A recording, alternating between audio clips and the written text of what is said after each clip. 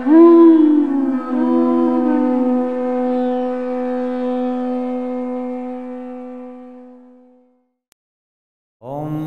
Namo Bhagavate Vasudevaya.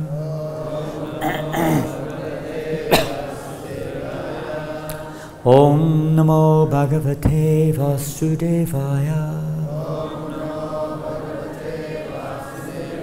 Om Namo Bhagavate Vasudevaya.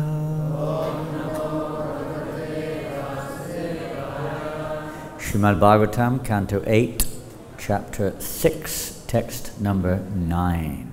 Upam tavaitat purusha shabejang Shreyor tibhir vaidika tantrikena Yogena datak sahadastrilokan Pashyamyamushmin uha vishvamurtau Rupam, form, tava, your, etat, this, Purusha Rishabha, O best of all personalities, Ijam, worshipable, Shreyaha, ultimate auspiciousness,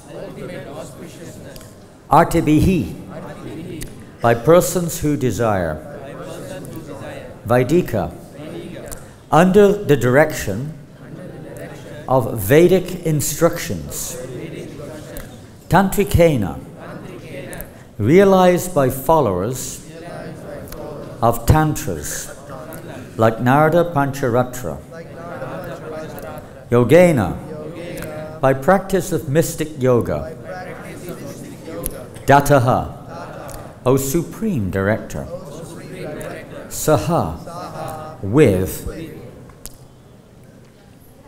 Naha, us, the demigods, Trilokan, controlling the three worlds, Pashyami, we see directly, Amushmin, in you,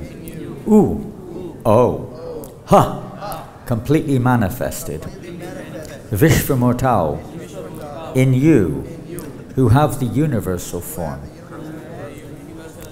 Translation and purport by His Divine Grace Srila A.C. Bhaktivedanta Swami Prabhupada. O best of persons, O Supreme Director, those who actually aspire for supreme good fortune, worship this form of your Lordship according to the Vedic Tantras. My Lord, we can see all the three worlds in you. Purport. This is Lord Brahma continuing to speak to the Supreme Lord on behalf of the demigods. The Vedic mantras say, Yasmin vigate saram eva vigyatam bhavati.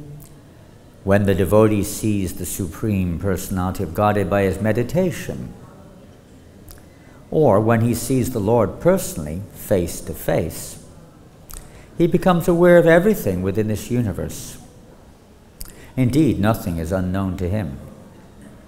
Everything within this material world is fully manifested to a devotee who has seen the Supreme Personality of Godhead.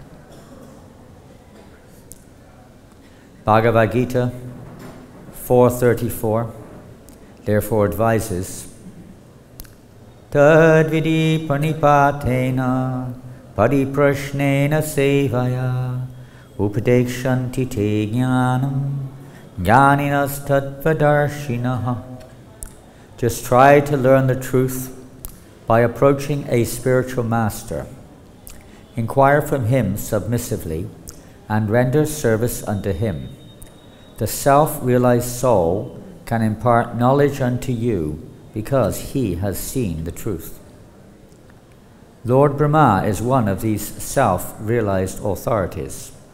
Svayambhur Narada Shambhu, Kumara Kapilo Manu. One must therefore accept the disciplic succession from Lord Brahma, and then one can understand the Supreme Personality of Godhead in fullness. Here the word Vishvamurtau indicates that everything exists in the form of the Supreme Personality of Godhead. One who is able to worship him can see everything in him and see him in everything. Srila Prabhupada ki jai. Om Jnana Timirandasya Janananda Shlakaya Chakshur Militam Yena Tasmai Shri Gurave Namaha Shri Chaitanya Manobishtam Shtapitam Yena Bhutale Shvayam Rupa Kadamayam Dadati Shva Padanti Kam Vanchakalpatarubhyascha Kripasindhiveva Padanam Pavanebhyo Vaishnavebhyo Namo Namaha Jaya Shri Krishna Chaitanya Prabhu Nityananda Shri Advaita Gadadhar Shivasadi Gaur Bhakta Vrinda Hare Krishna, Krishna Krishna, Hare Hare, Hare Rama, Rama Rama, Hare Hare. Hare Krishna. Dear devotees, I apologize for not attending the morning program up to now. I have no excuse except for my, say, fallen condition. We hope that you don't follow my bad example. Follow Srila Prabhupada's instructions to take advantage here in Sri Vrindavan Dham, for this is the greatest place on earth for receiving the mercy of Srila Prabhupada. Everywhere is good, but here especially in Vrindavan Dham, Prabhupada's home. So when you're in the home of Srila Prabhupada, he's inviting us here that we should try to do everything for Prabhupada's pleasure, and you'll get so much benefit. So in this verse today, these continuing prayers, whenever one prays to the Lord, one generally asks for something. The demigods have certainly got something in mind to request the Lord. They're having a hard time with the demons. I guess we're also having a hard time with demons. I am. I don't know about you. And it doesn't mean those other persons around me or other troublesome items around. Sometimes you have a problem with the monkeys. They steal your glasses or some other item, or just, scare you or whatever it is. Sometimes even worse. Other things which Krishna's arranged, allowed to be there for purification, for our own purpose. To remind us that the real demons, the real anarthas, are within our own hearts. And basically this is what we're seeing here, that Prabhupada is quoting here this verse, Yasmin Vigate Sarvam Evam Vigatam Bhavati. And he quotes it many, many times. I don't know how many, but many, many. It's a very commonly quoted verse, more or less paraphrased in the purport. The meaning of this, the literal meaning is, if one, I looked up, if one can understand the Supreme Personality of Godhead, the controller of all controllers, one can understand everything else. That's from the Mundaka Upanishad. And most people are very busy trying to understand everything else and missing the point. Devotees are busy focusing all their knowledge, everything. There's many things to learn, which are relevant to the ultimate understanding. This verse is interesting. It's got the elements of Sambandha Gyan very strongly emphasized, and indication of Abhideya Gyan and also indication of Prayojana Gyan are indicated in this verse. The Bhagavatam is dealing with these three subject matters, basically speaking. And here we see emphasized also in this particular verse to know Krishna. Particularly in the purport, Srila Prabhupada is emphasizing this, that if somehow or another we know Krishna, and how we know Krishna, we all have, probably most of you, if not all of us, are familiar with verses from Bhagavad-Gita, how we know Krishna. In many places it's mentioned, it's indicated. In some places specifically, we see specifically in the 11th chapter, specifically 7th, 9th, 11th, 12th, 18th, but in many other chapters specifically How do we know Krishna? And it's clearly mentioned that Bhakti Mama Vijanati Yavanyas Chasmi Tattvata. To know Krishna is through devotional service, which includes, it's not just sentiment, it includes practical application, study of scripture, performance of devotional services of various kinds, chanting of the holy name of primary, worshipping the deity. So many different limbs are there, so many different aspects are there, which are meant to be, because we have these various anarthas. Sometimes anarthas are likened to demons. Sometimes we hear about demons in Vrindavan and how Krishna kills the demons. But we have these demons in our hearts, enemies in our hearts, and basically they have to be killed, or they have to be subdued. Some of them can be engaged in Krishna's service. And there's a process, so the spiritual master gives that process. Srila Prabhupada giving us that process. There are general and specific instructions of the spiritual master. General instructions, Srila Prabhupada's instructions, there are some obviously specific ones, but the basic ones are basically general, applicable, beneficial for all. The degree, just like medicine, the degree of intake may vary, but nonetheless it is there. Medicine is required. So the sadhana program, the spiritual program Srila Prabhupada has given us, the Srimad Bhagavatam translation, purports the performance of devotional service. Everything is medicinal. It's bhavoshati chotamanobi ramat. It cures us of this disease condition of life. So shadi. Because it's all aimed at, yes, Cheto Darpana Marjana Bhava Mahadevarnam, yes, to cleanse our hearts of all these dirty things. But it's not just that, of course. It's to awaken within our hearts our love or our devotion to Krishna, our attraction towards Krishna, beginning, you could say, with that services. So the spiritual master is giving us that in order to give us this opportunity, because we don't know Krishna, at least I don't. We know what we know from whatever we hear from Srila Prabhupada, and if Krishna gives us some realizations, if he's very merciful, he may, within the heart. But we learn that, as this verse in the purport is saying here, Tadvidi pranipatena pariprashnena sevya udekshanti te jnanam ganinas tadvadarshana. Key verse of the Bhagavad-Gita, we have to hear from a spiritual master who has seen the truth. So Srila Prabhupada has always seen the truth, we understand that. And he's imparting knowledge to cleanse our hearts. Om Jnana Timrandasya Gananjana Shalakya. It's quite straightforward. It's quite a straightforward purport in many ways. The difficulty is application. We have to learn from the pure devotee who's seen the truth. It's like any situation, if you've seen something, you can describe it to others. If you haven't seen it, you're kind of like maybe speculate a little bit, or you've heard a bit about it, this and that, put a few things together, try to make it sound correct, but it may not be complete. But one who's seen the truth knows the absolute truth in full. Nothing is, let's say, unknown to that personality. And it doesn't mean that they're like some kind of maha computer, 50 billion gigabytes or whatever it be. I don't know how much it'd have to be. But it's not like that. They're informed by the Lord in the heart informs the devotee within the heart of whatever they need to know, pure devotees. Externally we may think otherwise, but that's how it works. It's not required to know all the finery details necessarily, but what is relevant. And they impart upon the devotee that which is relevant. And it's our good fortune we have the opportunity to hear from such a pure devotee as Srila Prabhupada. So, and that means not just hearing and repeating, but it means action also, putting into practical action what we hear, according to our situation. We're all differently situated, we're not all on the same level, and we're not all the same natured, and so on and so forth, different cultural backgrounds. But this basic principle is mentioned. Can you give me that little Bhagavad-Gita? It's the second book, the one underneath. Thank you.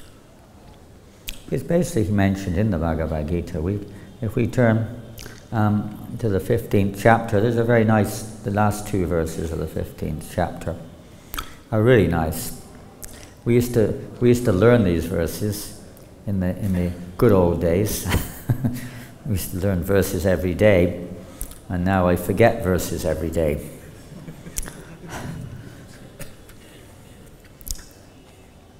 (19 and 20) of the 15th chapter, if you want to follow it. I'm not going to read the Sanskrit because I know how time flies so fast in Vrindavan. Can someone give me a watch, because I can't see through the columns there or through the trees. I have not got that vision yet. Don't think I'll ever in this lifetime have that type of vision.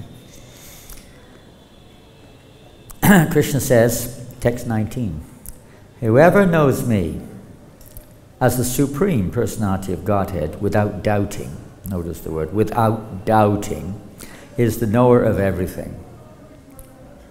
Unless Prabhupada said if you got $1,000 or $10,000, you've automatically got $1.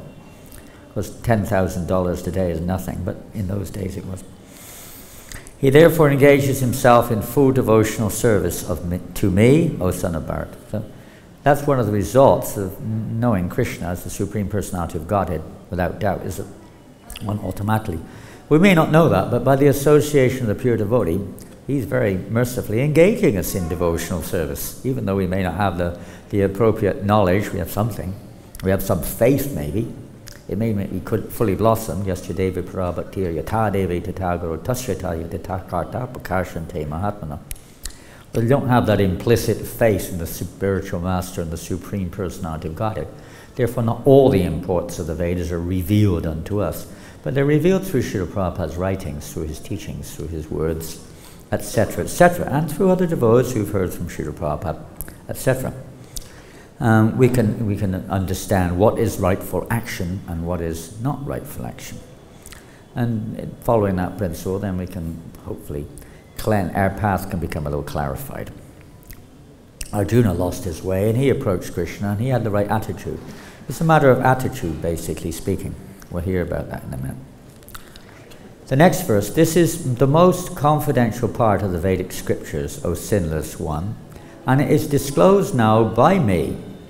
It is the most confidential part, this knowledge of Krishna. The method of how to know Krishna, sometimes that in the Bhagavad-Gita is described as the most confidential knowledge, the method of understanding Krishna, leading up to that understanding.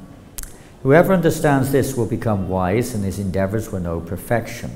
There's another nice couplet of verses in the 6th chapter. Well, I think it's the 6th chapter. Let's see. Here it is.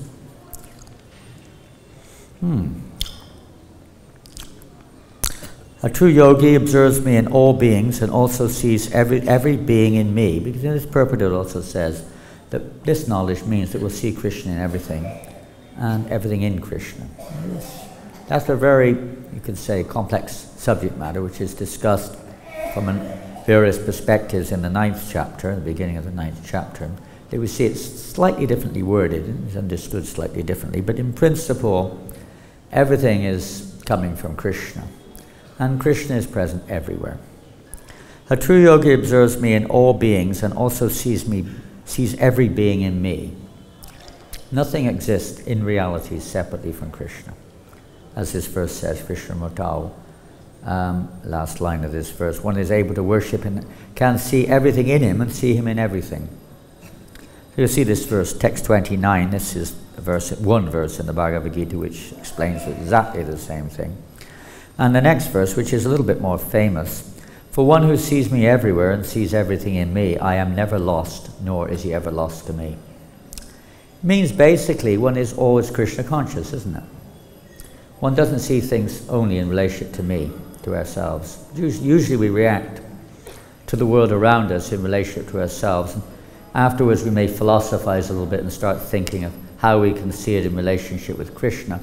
But for many people, the immediate reaction is to see different circumstances we find ourselves in relationship to ourselves, and react accordingly, complain, or whatever it may be, isn't it? Get on somebody's case, and so on and so forth, whatever it is. Become upset, frustrated, not really seeing Krishna's hand working, even through him. Prabhupada explains this on many places. One place I know is Teachings of Lord Queen Kunti. He explains this is how the devotee sees when some difficult situation comes along. The devotee sees this as Krishna's teaching us a lesson. We may have to deal with the situation, but it's Krishna's speaking perhaps through a situation, not maybe seen, but indirectly to us, teaching us a lesson. Learn. You're not the controller. We're not the enjoyer. This is the problem that causes the fall down, and that we think that I'm here to enjoy, and then this world's here for me to own. This belongs to me, and this is for my pleasure. This is the general state of thought. This Prabhupada describes it. He says this is a weakness of heart, and it's a general condition of the living entity. We get affected by this sometimes, you know. We get really upset when we lose things. Of course, we can see it's Krishna's, and Krishna's property has been lost, but it's not always like that. Sometimes we think it's mine, you know. It's for my enjoyment, sometimes. So those are just a few little verses. There are others too, but we'll leave it at that for now, because time doesn't allow us. Now, Prabhupada refers in this purport to a few other verses here, which are mentioned. One verse is from the Srimad Bhagavatam, the 6th canto. It's a verse spoken by Yamaraja, famous verse. Svayambur Narada Shambhu Kumara Kapila Manu. And it goes, I do not know the Sanskrit, I'm an idiot. But if some or another we know the principle behind it, who knows the actual message, we may not know all the details, but if we know the actual purpose behind it, and the message which is given there. I'll read the translation of that verse. I did print it up here. Lord Brahma, Bhagavan Narada, Lord Shiva, the 4 Kumaras, Lord Kapila. I should be asking this, but you know, time doesn't allow it, so short. Svayambhuva Manu, Prahlad Maharaj, Janak Maharaj, Grandfather Bhishma, Bali Maharaj, Shukadeva Goswami, and I, referring to Yamaraj. So we've got 12 persons there. These are known as the 12 Mahajans, quite a famous Mahajanayena, Taksapanta, follow in the footsteps of the Mahajans. This verse is often quoted. There are many other Mahajans. Srila Prabhupada's Mahajan, Srila Bhaktisiddhanta's Mahajan, they're all Mahajans. But these specifically, universally speaking, they have this responsibility. Lord Shiva, Bhagavan Narada, Lord Brahma, the 4 Kumaras, Lord Kapila, Svayambhuva Manu, Prahlad Maharaj, Janak Maharaj, Grandfather Bhishma, Bali Maharaj, Shukadeva Goswami, and I myself.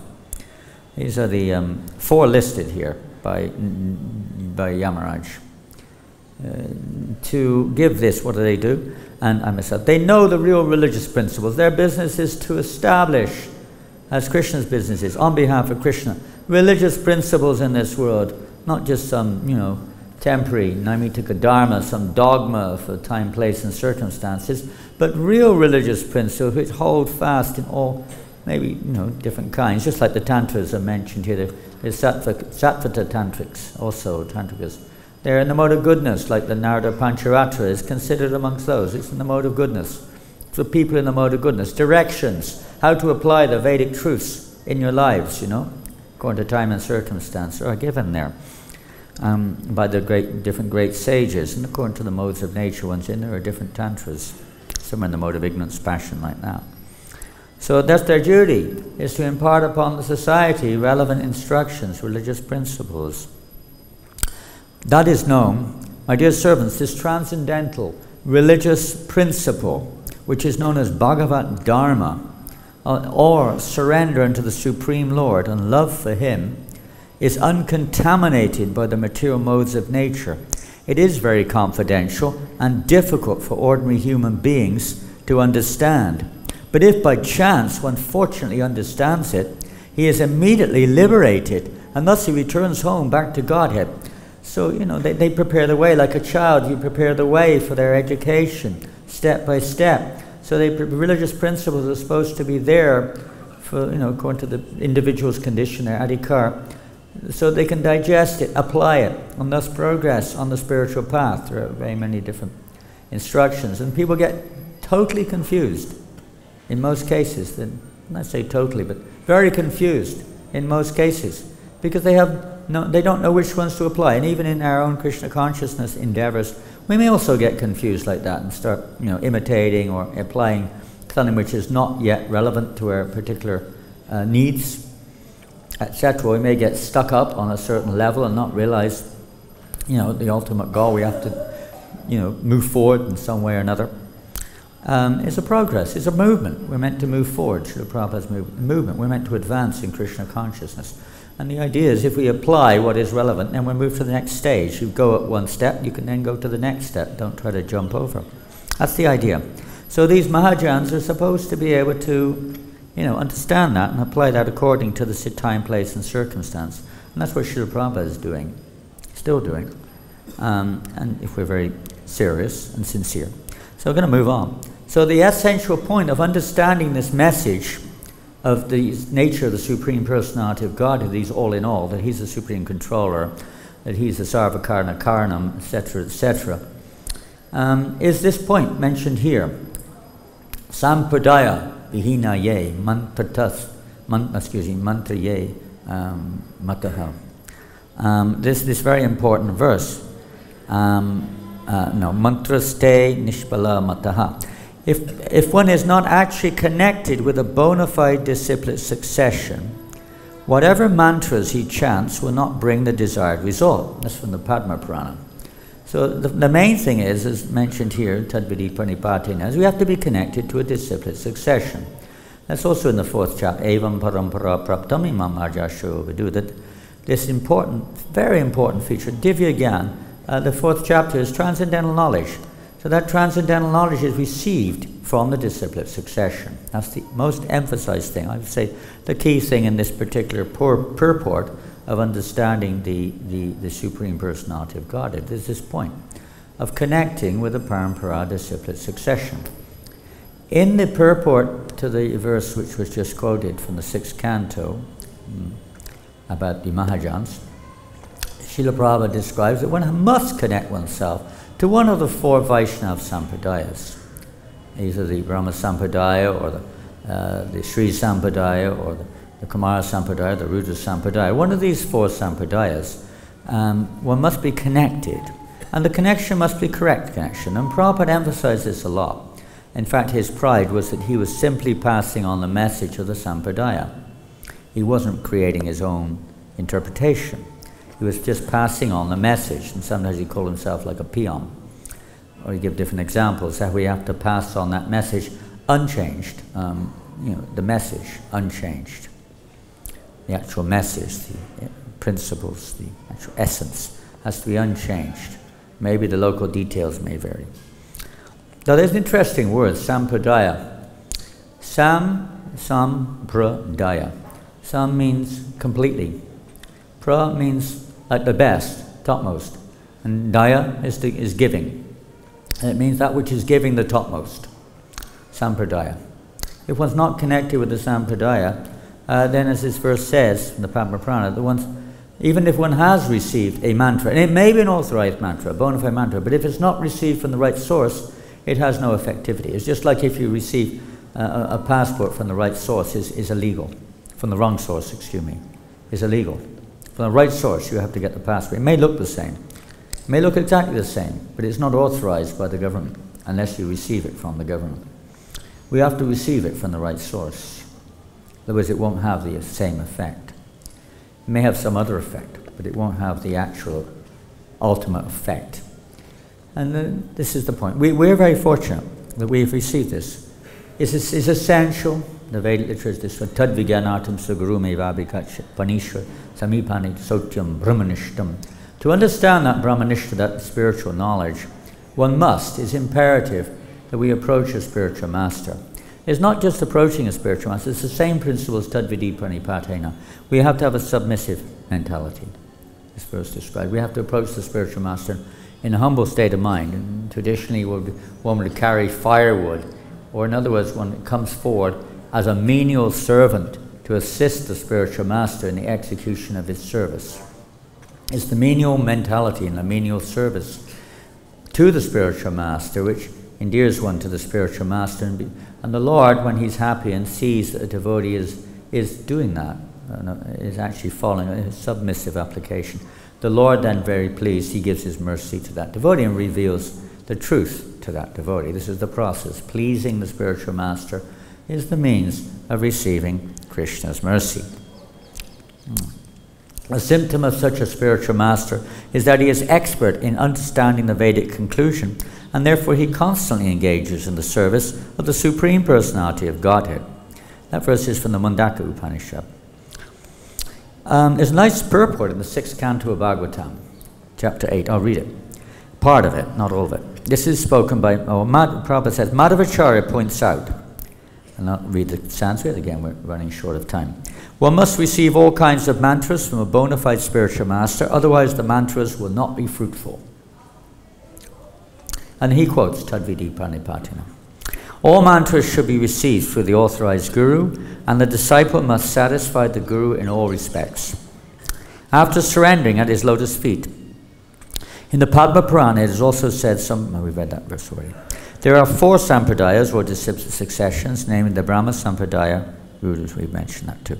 If one wants to advance in spiritual power, one must receive his mantras from one of these bona fide sampradayas. Otherwise, he will never successfully advance in spiritual life.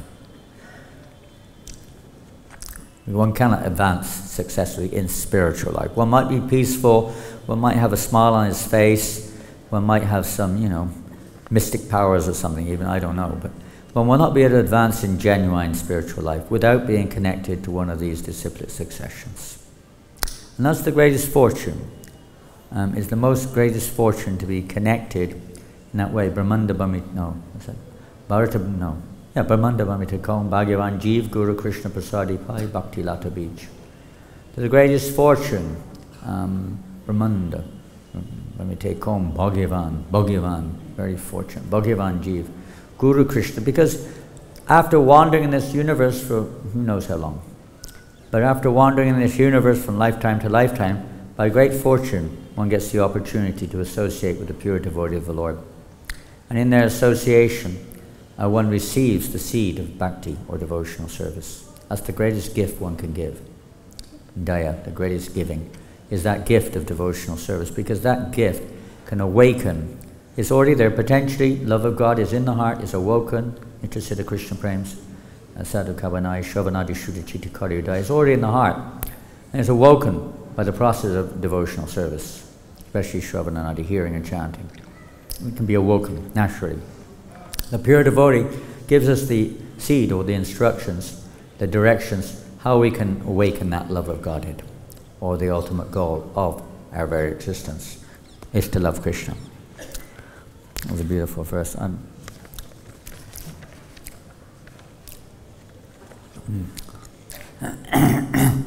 I'd like to read another verse in the Gita, because what the result of hearing from a pure devotee is also mentioned in the 4th chapter, actually. Really nice set of verses. After 434, which is the approach of the spiritual master, inquire submissively, the next verse, 435, describes what the result of that is if we approach with the right mentality, right attitude. Having obtained real knowledge from a self-realized soul, you will never fall again into such illusion. For that by this knowledge you will see that all living beings are but part of the Supreme, or in other words, they are mine. Similar conclusion. Everything's in Krishna, everything belongs to Krishna, everything comes from Krishna. Everyone's part and parcel. Mami Vaisa Jiva Lonke Jiva Bhuta Sanata. Everyone's part and parcel of the Supreme Lord. And that way, if you get angry to anybody, you're getting angry at Krishna. If you find fault in anyone, of course, dutifully speaking, we may have to sometimes point things out, if that's our duty, but not at the person so much, but at the fact that they're not bringing pleasure to Krishna by their ignorant behavior. But one's never angry at any person per se. And there's a nice verse here. A faithful man, just a few verses after that, who is dedicated to this transcendental knowledge which is received from the pure devotee, and who subdues his senses, is eligible to achieve such knowledge. What does that mean? He attains the fruit of that knowledge. In other words, the realization of the Supreme Personality of Godhead through devotional service. Because the knowledge which is being given is devotional service in its various aspects. And having achieved it, he quickly attains the supreme spiritual peace. So we've got everything. There's nothing lacking. We're here, especially here in Vrindavan, association of devotees in front of the deities, Srimad Bhagavatam, and we're chanting the holy names. We've got everything. Couldn't be luckier if you tried. What's going wrong? What are we doing wrong? Why are we not all, maybe you are. Maybe I'm speaking to myself today. Why am I not self-realized? Why am I still number one rascal, attached to the material world, name, fame, prestige. Become a little expert in hiding it, maybe. Refusing to reveal my mind in confidence to anyone, in case I get degraded or something, or somebody talks bad about me, whatever it may be. Why am I still attached to all kinds of different things, mundane things? Why? What's wrong? Chanting, chanting, chanting. Something must be wrong. We got the right sampradaya, the right spiritual master, the right philosophy. That's what we understand. Everything, the right process. We're in the right place. So what should we do? I'll read a purport. I'll read a verse. This is from the 10th. No, it's not. It's from the Adi Lila, Chaitanya Charitamrita. And you may know this verse. Bahu Janma Karyadi Shravana Kirtana. No, that's not the verse. I thought it was. It's not. What is it? I don't know what. I'm not even going to read it. It's all muddled up here. It looks like the verse, but that's not the verse that's been printed here. Anyway, if one is infested with the 10 offenses in the chanting of the Hare Krishna Maha Mantra, despite his endeavor to chant the holy name for many births, he will not get the love of Godhead. That is the ultimate goal of this chanting. Well, that's one thing. Purport. Prabhupada's purport.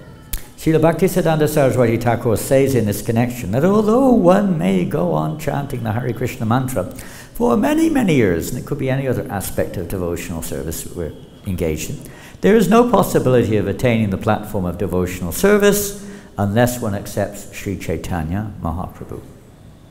One must follow strictly the instructions of Chaitanya Mahaprabhu given in the Sikshastakam, and we see this over and over again. Trinada pisa nichena toror pisa hishna manina manadena kirtaniya siddhari. One should chant the holy name of the Lord in a humble state of mind, thinking oneself lower than the straw on the street. One should be more tolerant than a tree, devoid of all sense of false prestige, and should be ready to offer all respects to others. In such a state of mind, one can chant the holy name of the Lord constantly. This, Kaviraj Goswami says, we should wear around our neck, just like a necklace, practically speaking, constant remembrance when we chant. And we have to also, I had no time, but discuss and understand the depth and the real applicative meaning of humility, tolerance, and respect for others, and not expecting respect from others. Giving, but not expecting. I'm giving respect to others. I'm chastising them very nicely.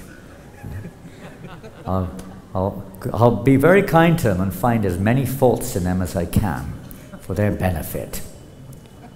They need it. They deserve it anyway. We have to be careful. One little thing. We'll mention more later on if we have time.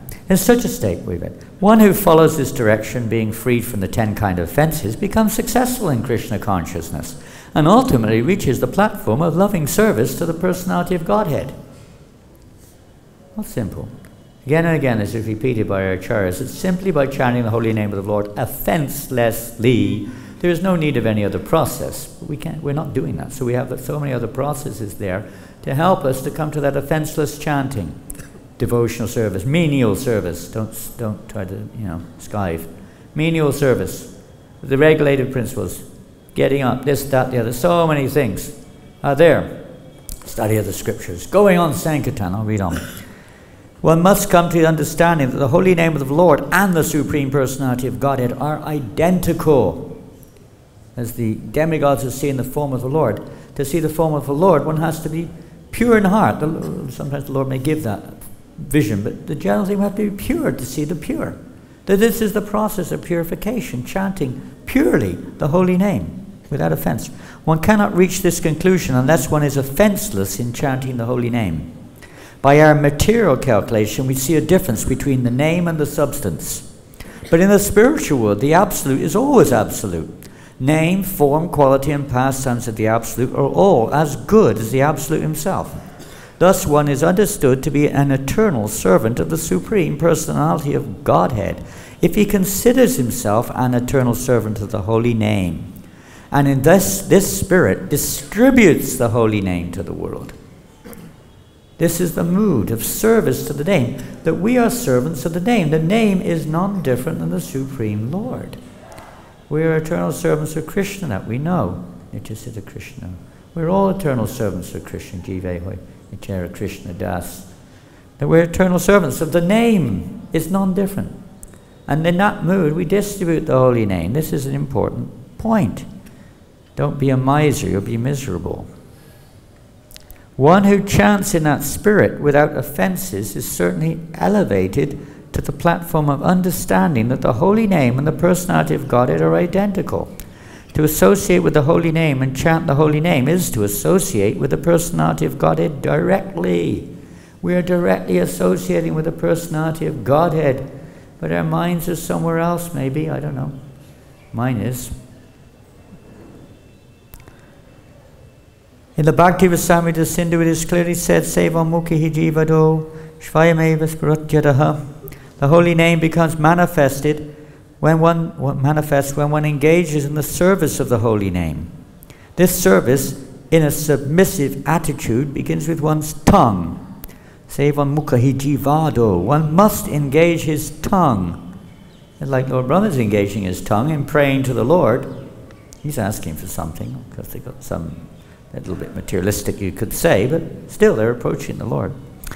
A devotee is approaching the Lord for pure devotional service. He's praying to the Lord.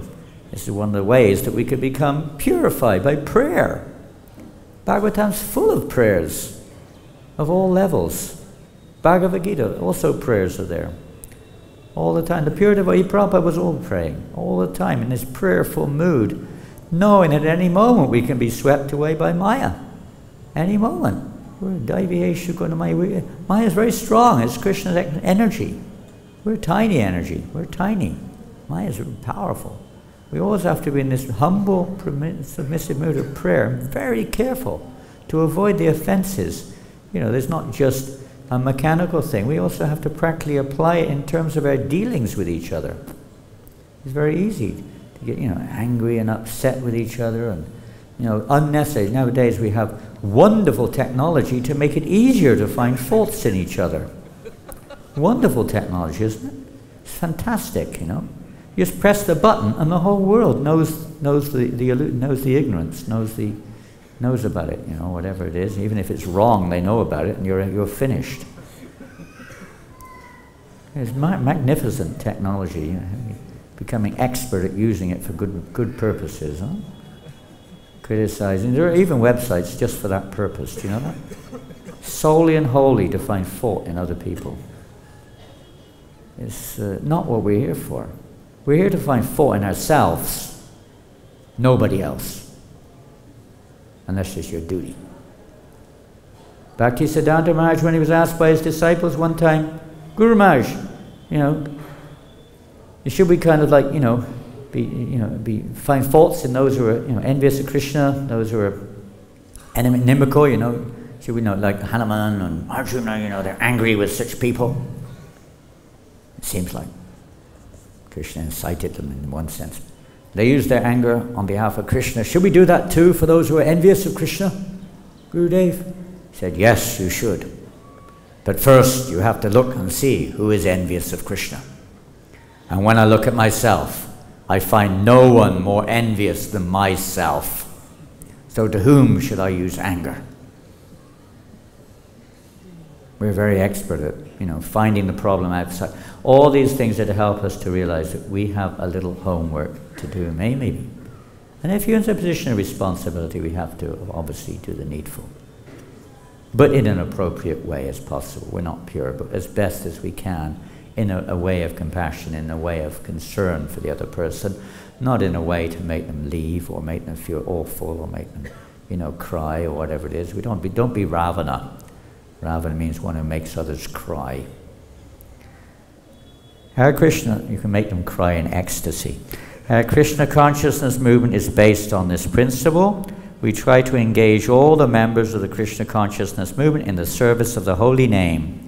Since the holy name and Krishna are non-different, the members of the Krishna consciousness movement not only chant the holy name of the Lord offenselessly, but also do not allow their tongues, their tongues to eat anything that is not first offered to the Supreme Personality of Godhead.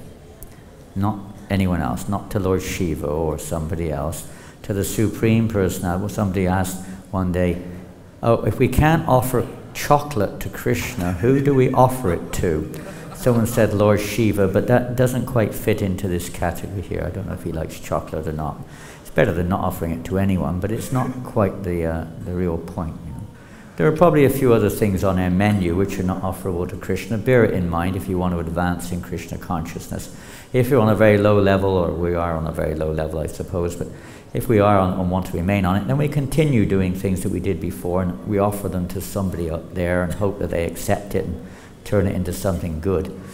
You know, whether it's decaffeinated coffee or whatever it may be, or this thing and that thing, so many things which we may be a little bit attached to, or meat, vegetarian meat. Sorry, you can see in vegetarian meat is it's not the sort of thing for favourable advancement in spiritual life. So, what to speak of chanting the holy name, and I'm not even going to get into it, all the varieties of Mahamantras which we hear left, right and centre when I listen to my own chanting. What to speak, I try to listen to your own chanting. It's a good idea to record it sometimes and see what it sounds like. It's quite, you have a bit of laugh, you have to have a laugh now and again at least, But then become serious. My God, I better get my act together. Prabhupada did say that, at least in the beginning, we have to pronounce. The holy name should be pronounced clearly, with the upper and lower lips and the tongue. They should be heard. It's Krishna, it's not different than Krishna. If we're talking to someone, we try to talk to them clearly. Especially if we're addressing them by name, you try to get their name right. You will say, if you're on stage, you've got to introduce people, you'll say, what was their name? What was their name? How do I pronounce it? How do I pronounce it? Some foreign name. And, because it's like embarrassing on stage if you say it all wrong, So what to speak of when we're in front of Krishna and chanting the holy names? So what else? Okay, so offences, we have to try to avoid the offences, and it is a common one with modern technology. We've already mentioned this tendency to fault find and criticise.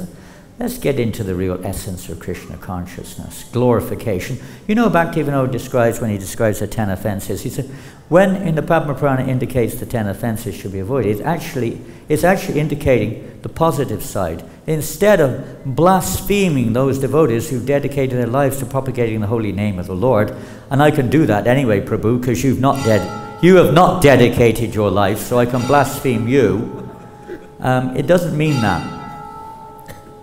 We can interpret that if we want, but anyone who's following a pure devotee, is actually in that category, so we have to be careful. But it means the positive things. Instead of blaspheming them, we should find the good in them. We should praise them, try to encourage them, in appropriate ways. And it goes through all the 10 offences. Bhaktivinoda Thakur goes through all the 10 offences like this in a positive way. Instead of blaspheming the Vedic literatures, we should hear the Vedic literatures from the right source and apply them, and so on and so forth. Instead of disobeying the orders of the spiritual master, we should follow them. Different things like that. He puts the positive look on it. Because if you put the positive look on it, the negative one is not there automatically. So one of the secrets in spiritual life, Bhaktisiddhanta Maharaj points out again and again, is service to the Vaishnavas. If we want, and Prabhupada has also said exactly the same thing, but he said that the secret of success in developing Krishna consciousness, and especially in getting a taste for chanting the name, is service to the Guru and the Vaishnavas. It is the gateway, it is the key to the door of pure devotional service. Serving the Vaishnavas, serving them. If you think it's service to them by trying to disfame them and criticize them, fault find, that's another thing. We pray and hope that somehow or other we can change. But that is not the process of a devotee is free from the propensity to find fault in others. It's distasteful. It's horrible. It's a horrible thing. It's like a disease, like a cancer in our consciousness or something. It has to be rooted out. And the best way is to serve the devotees, to try to become a menial servant and see the good in other devotees and try to encourage them in that service, like that. So that's another thing. Being positive in one's chanting, being attentive, Most of us have a struggle with attentive chanting, we know that. And how do we, Bhaktivinoda Thakur also describes the secret to that is to associate with devotees who are serious about chanting. Same with Bhagavatam. Anyone knows if you associate with Narayani Mataji, you'll become attracted to hear the Bhagavatam. Anyone's experienced that. Many devotees, Burijan Prabhu and so many others who are serious about their devotional service. If we don't just sit around talking about the faults of others, we sit around talking how we can cure our own faults by exposing. Bhaktisiddhanta Maharaj said, the only thing we have to do, there's nothing to be reformed exactly, it's our own perception, our own consciousness. And our consciousness is changed by exposing ourselves to the pure holy name. Because it works on us. Krishna is Pavitram, he's the purifier. Cleanses our hearts of all these dirty thoughts, or dirty perception really, is how we see the world, how we see others, which has to be changed. Not others, they have their own lives, they have their own path. Our business is to change how we see them, how we see the world, how we see ourselves, and so on, how we see Krishna. And by the association of pure devotees, and by the association of the name, in the association of those who are pure, then gradually our perception can become pure. So it's important that we associate properly, not we just sit around, eating vegetarian meat and talking about God knows what, but to hear and chant about Krishna. Try to, and we have to be willing. That submissiveness means we're willing to change. We're willing to be, we're willing to be corrected. Whether the other person is rightful in their correction or not, we accept it as rightful. Because we see that they're an agent of Krishna, helping to point out my own faults. So is the person who's being criticized is lucky, you could say, if they take it like that. The other person may or may not be. This is the principle, to clear away all these false perceptions. Because our eyes are covered. Our eyes are covered, therefore we can't see Krishna. We haven't got this vision of Krishna everywhere or in everything. We've theoretically maybe a good start. But practically, to actually realize that, we have to purify our hearts. Which means purifying our consciousness, purifying our very perception, etc. of life. So we could go on, but then we have to finish there. Time and tide wait for no man. Even in Vrindavan, we have so many things to do. And thank you all very much. Any questions? Yes. Hare Krishna Prabhu. Thank you. Haribol. Hare Krishna Maharaj. Thank you for your question. Yes, thank you very much for the class, Maharaj. The question is, you mentioned how we have to accept the authorities, like Sampradayas and so on. So the question is, you have to accept the spiritual master that can see the truth, like the last verse you quote in Bhagavad-Gita, Yeah, they have to see the truth. So that's, the truth, yeah. Somebody who's seeing Srila Prabhupada and following his instructions, although they may not be on that platform of realization in that sense, is nonetheless in that category. They're connected. They're connected. They're connected to that personality.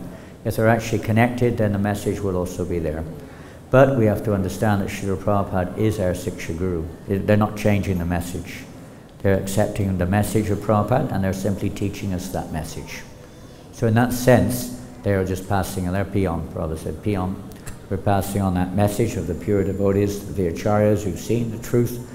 And if we apply it, it's a very powerful message, and Prabhupada has given all of his instructions in his books, in his lectures, in his letters, in so many places. And if we're following someone, the necessity is there in the path of devotional service to accept Diksha. It has to be accepted from somebody who's following that line of Parampara, following it sincerely. So they may not have seen the truth in the same way that you may be feeling or so, but we've seen one has accepted Srila Prabhupada, and Srila Prabhupada is non-different in that sense. He's always with Krishna. Anything else? Maybe before posting things on the internet, we can see if it passes the test of the austerity of speech. Is it truthful, pleasing, beneficial, not agitating to others, and based on scripture? Is there a question? I don't know if it passes the test. Probably doesn't. If you ask me, it doesn't.